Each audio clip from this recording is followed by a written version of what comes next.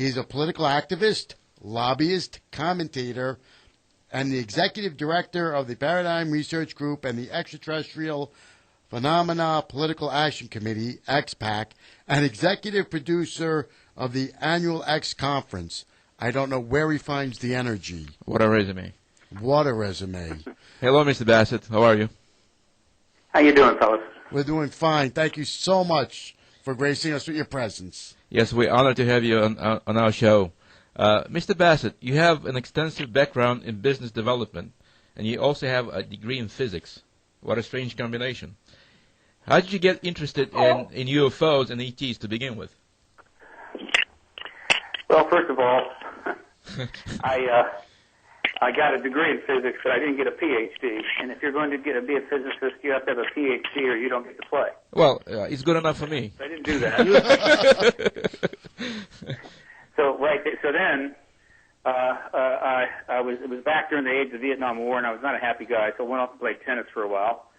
Said to hell with it. And I've actually got into business, but my heart really wasn't in it. I just really wasn't committed.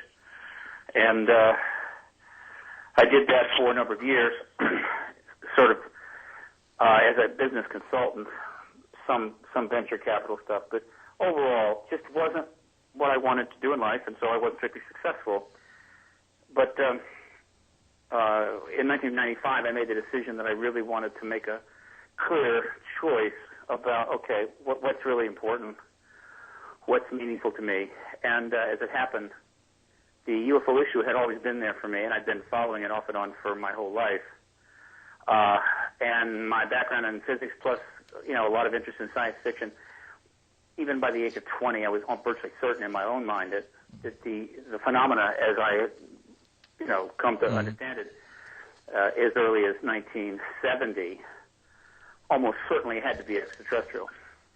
So, in 95, I looked at the issue. I read some key books, particularly John Mack's book,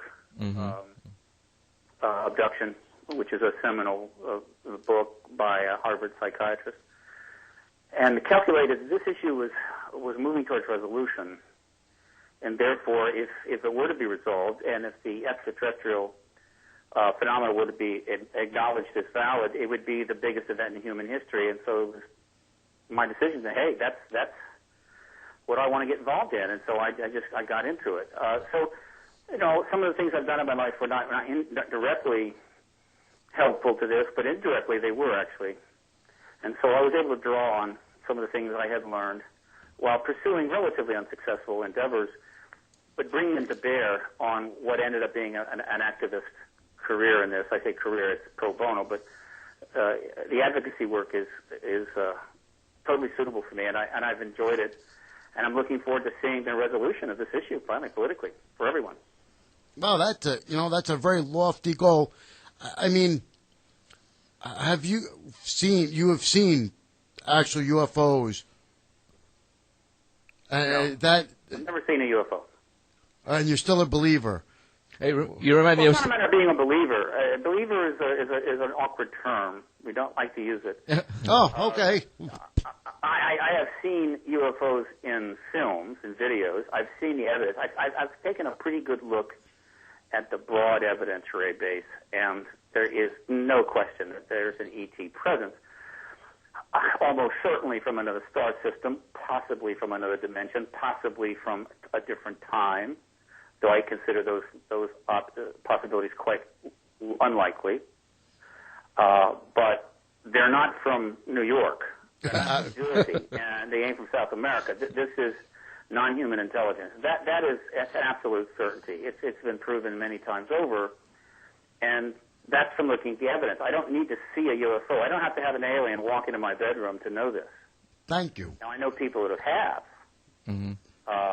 And I've talked with a lot of people who have told me their direct experiences, both with direct contact with extraterrestrials, their sightings and all that, as others have. There's nothing special about this. I've also talked to people in government that have readily admitted privately. Of course, it's all true. So, believe me, it's a fact. There are those who may wish to debate it. They're welcome to. They can debate whether the Earth is round or flat, too, but not on my time. So the disclosure movement, which is part of the whole emerging field of exopolitics, is very distinct from ufology in that the disclosure movement is based on the absolute fact of the extraterrestrial presence, and not as a leap of faith, but as the only logical explanation beyond a reasonable doubt for the evidence that's been amassed. And so now our job is to get the United States government to finally acknowledge the truth of this matter, and that's what the disclosure movement's all about. There's been other countries that have been releasing documents. I mean, do you consider that a step in the right direction, or do you see it as, just more tomfoolery and confusion to throw in the air? No, it's most certainly a step in the right direction. What's happening is that the coalition of the willing that was created back in the late 40s, early 50s, between the United States and its key allies, the ones that defeated the Axis powers, the defeated powers, Japan, Germany, had no say in this and had no inclination, I assure you, to get into it. The Soviet Union and Soviet Union and then Communist China, for their own reasons, had no desire to get into this, bring this issue public. So, by and large, when the United States, along with agreement from its key allies, such as the United Kingdom, Australia, Canada, France, made the decision that the ET issue must be contained, it must be kept from becoming a publicly accepted reality, that is when the truth embargo begins, and it was done for national security reasons, all right? Mm-hmm. Okay. And is relatively understandable looking back.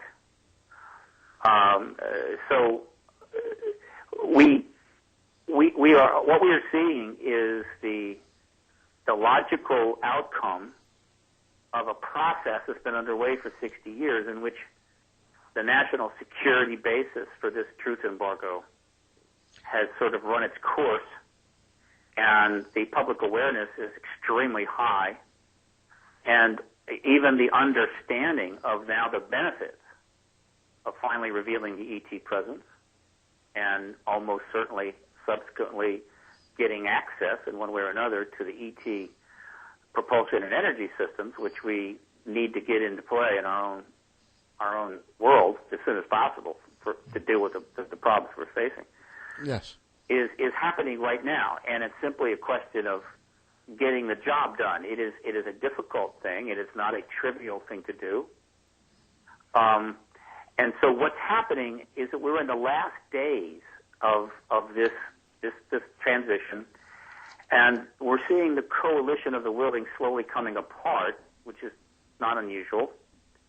And so these nations like the United Kingdom and Canada, New Zealand, Uruguay, France, Norway, Sweden, that are releasing these thousands of files. What this is an indicator that the coalition is coming apart, that they're no longer willing to fully cooperate with the United States. Now, none of these nations has taken the step of confirming the ET presence. In other words, committed the disclosure event.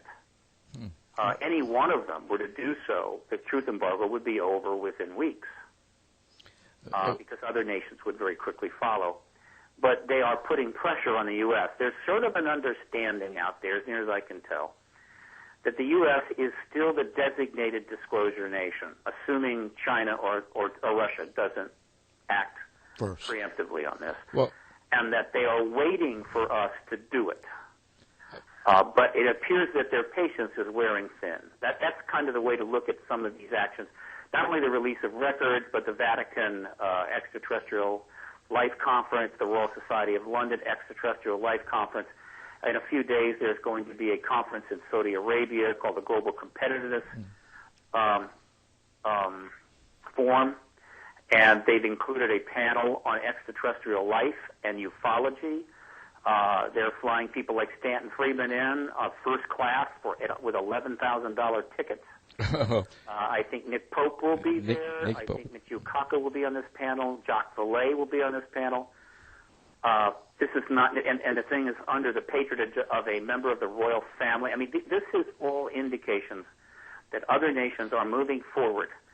And the key message that I'm trying to get across to the Obama administration and also simultaneously to the military intelligence cross-agency committees that manage this is that, I understand their dilemma, but folks, if you do not get this disclosure event done, you are going to be out of luck because another nation is going to act ahead of the United States. And they will get the historical legacy of being the disclosure nation, not us. Well, do you think that Russia and China will eventually take a big role in the disclosure project? And are there people like you doing the same thing in those countries?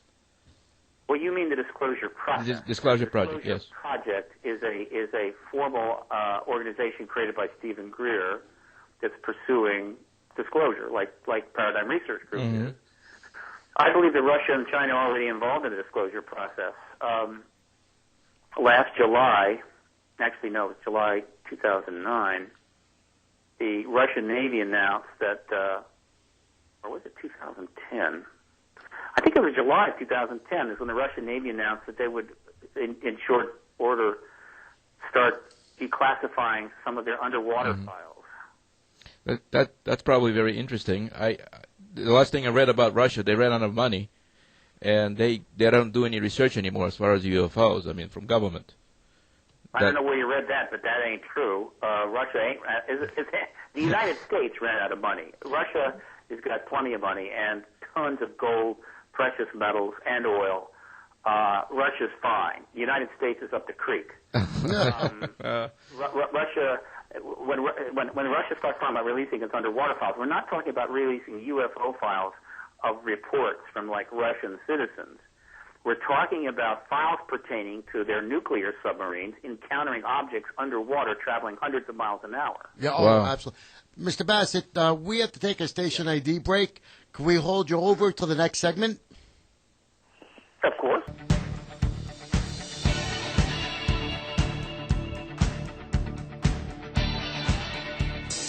You are listening to Higher Vibrations on KLAV 1230 AM, the talk of Las Vegas, with your hosts King Ron, Scully, and Alex, friend of Putin. We are here every Tuesday at 9 o'clock p.m. Our call-in numbers are 702-731-1230 and out-of-state 1-866-820-5528. You can also email your questions to wehuntufos@hvuforadio.com. Please visit our website at hvuforadio.com, and here are the voices of Higher Vibrations. Well, welcome back, everybody. We're on the line with Stephen Bassett. He's a leading advocate in the nation for ending the 63-year government-imposed fruit embargo. And, Mr. Bassett, are you there? Yeah, I was answering that question about China and Russia. Absolutely. So Russia, when they did that was something that could not have been done without the approval of Vladimir Putin. So this was a flag that was sent up by Putin, basically saying, we're aware of the ETs too, and we might just decide to do something about this. Now, I think Russia may have its own reasons now why it doesn't want to cross the United States on this at this time. It does have some substantial financial interest in the geopolitical relationship, but that doesn't mean it won't change its mind. So I think it sent a marker there. Now, China, on the other hand, in the last year or so, there has been a raft of sighting events there that are really pretty unusual. And what's particularly notable is that these are getting covered by the Chinese press, and the coverage is allowed to leak, has been allowed to move out into the English language Chinese press. And so we're getting one report after another of sightings in cities around China. At the same time, of course, we know that China is building its own space program. It plans on going to the moon and Mars.